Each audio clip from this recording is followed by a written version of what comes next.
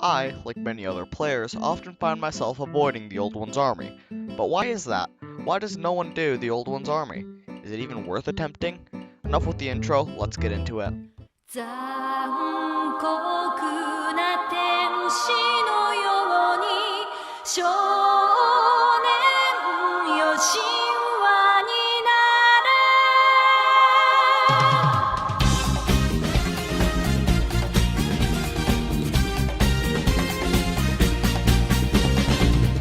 青い風が今胸のドアを叩いても私だけをただ見つめて微笑んでるあなた The Old One's army is a wave defense event that can be manually summoned by the player using an Eternia crystal on an Eternia crystal stand. It was added to the game in version 1.3.4 and is a crossover from Dungeon Defenders 2. The player is faced with waves of enemies and must defend the Eternia crystal. The waves get progressively harder, eventually peaking at a final boss wave. This last wave varies based off of where you are in progression, each boss having a different loot pool. The first set of waves are available from post-Evil Boss 2, let me get this right, until your first mech boss is completed. Now this might not seem like a big deal, however the tier 1 boss only drops cosmetic items, and an okay amount if you're on master mode, leaving the only weapons that you get from the Old One's army being the rods from the Tavern Keep, and their stats are... well...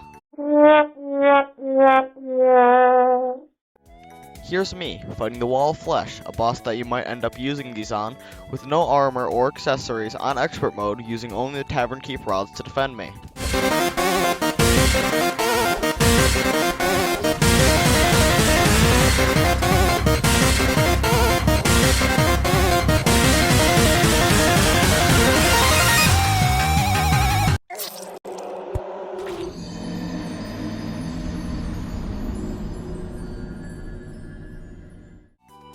As you can see, I barely chipped away at the boss's health. Now some people might say that armor or accessories might help me beat the Wall of Flesh, and you would be right, but all of the sentry boosting accessories are only accessible after a mech boss has been defeated. Now, there are reforges that boost damage and armor that boost minion damage, but I only realized this during editing, and also it's fairly insignificant. This means that tier 1 of the Old One's army is not really worth it, because the items you get barely tickle the bosses. What about tier 2 and 3, you might ask? Those tiers are, unsurprisingly, much better. Tier 2 of the Old One's army spawns after one mechanical boss has been defeated. Any of the 3 will do. This opens up an entire new loot pool, the Ogre mini-bosses. You can also now purchase stronger canes and armor sets from the Tavern Keep. They are still somewhat insignificant on their own, but the armor purchased from the Tavern Keep can buff them significantly. There's another buff that you can get from the accessories dropped by the Ogre. These increase your sentry cap and minion damage by 10%, but are identical and do not stack. For my weapon, I decided to settle on the Phantom Phoenix Bow, because of its decent single target damage, great multi-target damage, long range, and consistent fire rate. I was able to kill all of the mech bosses and Plantera on expert mode with relative ease using it. As stupid as it sounds though, this weapon was not able to defeat Golem. Despite this, it can take a while to get, and there are better, faster, and stronger counterparts. I don't really see a reason to do the tier 2 Old One's army because there are objectively better options, such as getting the Daedalus Stormbow, or the Onyx Blaster, or even the Mega Shark. Now, if any of the tiers of the event are going to be viable during an actual playthrough, it would be tier 3. Tier 3 of the Old One's army is accessible after Golem has been defeated, along with gaining access to purchasing the final tier of Sentry Staves and better armor. There are 4 items that you can get from this tier, excluding the Tavern Keep staves. These weapons are the Sky Dragon's Fury, a high DPS true melee weapon. Although it can do some great damage, true melee isn't really viable at all in Terraria's late game. You could, alternatively, try the Aerial Bane, a bow with exceptional area of effect damage, but suffers horribly against single targets, such as bosses. If you like melee, but the Sky Dragon's Fury isn't for you, there's always the Flying Dragon, a melee weapon with a projectile that can hit up to 5 targets and goes through walls. Lastly, there's Betsy's Wrath, a magic staff that deals exceptional single target damage, but falls off when dealing multi-hit damage. Out of the 4 weapons listed above, only 2 of them seem viable for bosses, being Betsy's Wrath and the Flying Dragon. I chose Betsy's Wrath because I enjoy the mage class, although the flying dragon is probably equal or better. On to the boss fights. The lunatic cultist wasn't that much of a problem. I defeated them fairly quickly, as soon as I learned to aim the weapon, that is. The pillars, on the other hand, were more of a challenge, I'll admit. But then there was the solar pillar.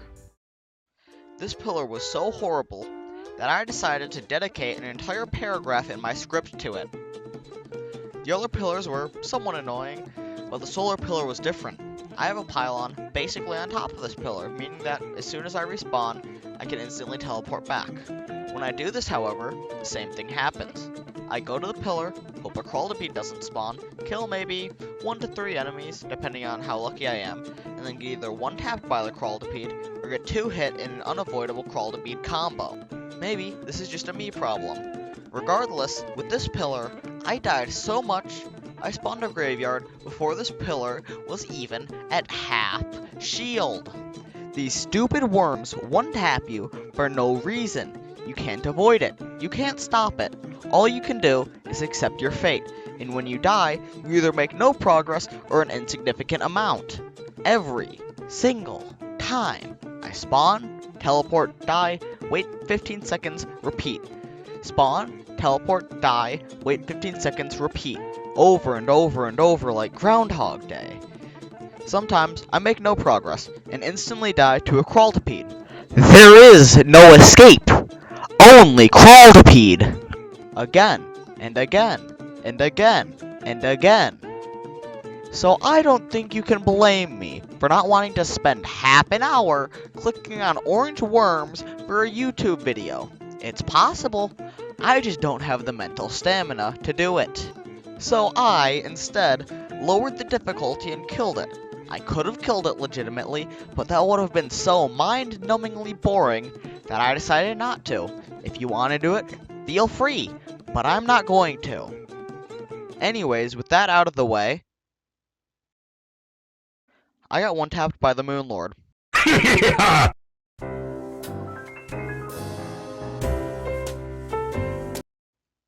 Okay, fine. I got shredded instantly by the Moon Lord, and that's not a problem with the weapon. It's my skill level. The weapon is surely strong enough to kill the Moon Lord, it's just that I'm not good enough to do it. Maybe it's the fact that it's on expert mode, and my armor is fairly weak. Or maybe it's the fact that I can't hit my shots.